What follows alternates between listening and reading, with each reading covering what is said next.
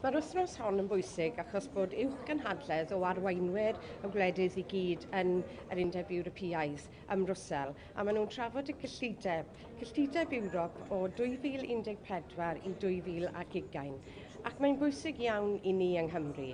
Dyn ni wedi clywed lot yn tir gyffredin gan David Cameron ac Ed Miliband am pa mor bwysig yw e i Brydain bod y gyllideb yn cael ei dorri. Ond beth yw'r sefyllfa yng Nghymru?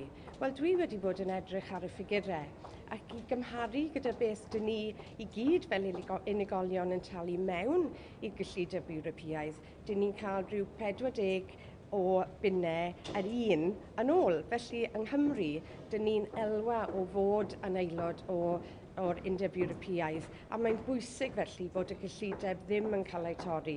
Dyn ni am gadw'r arian i greu swyddi, i fuddsoddi yn ein cymunedau, a dyna beth mae'r arian Ewropeaidd yn gwneud yng Nghymru.